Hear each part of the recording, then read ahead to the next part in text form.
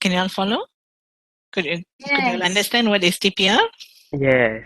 Okay, so this actually we use this in a lot in our ETSA programs in school, where when you have activities with children, especially primary school kids, we use a lot of TPR activities. So they need to come up with actions for those words.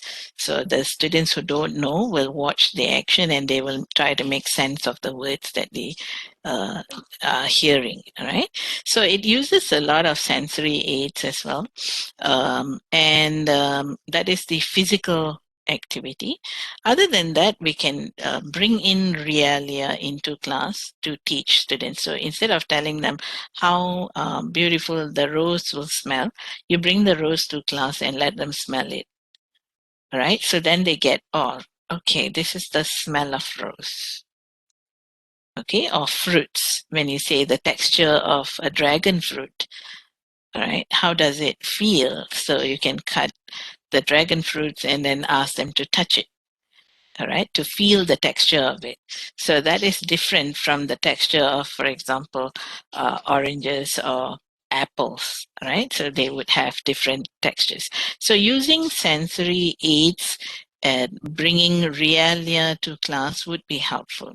Sometimes it's a bit difficult to bring realia to class, like animals and the sounds they make. You can't bring the elephant and make the elephant make the sound so that they can hear it, but you can use audio visual aids. So a lot more audio visual aids are used in teaching children than teaching adults, because adults can actually make sense of it. All right.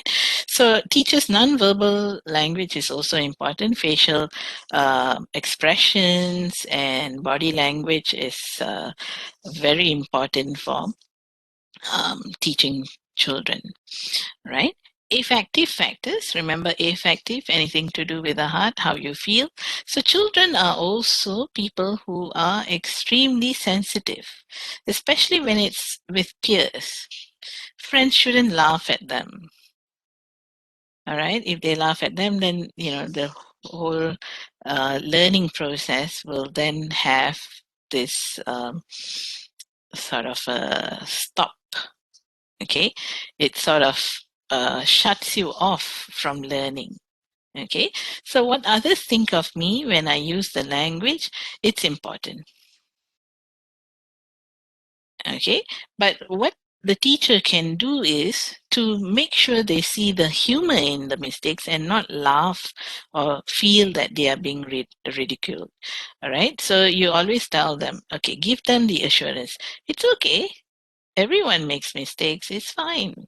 Good that you made the mistakes. At least now we know what we shouldn't do. All right. Then you say, everyone, please thank this person for letting us see this as a learning experience. So the student now feels very proud of himself for making that mistake. All right. Now, this happens only with children. Don't do this in adult classes because they wouldn't see the humor in the mistakes. Okay. That's like a big no no.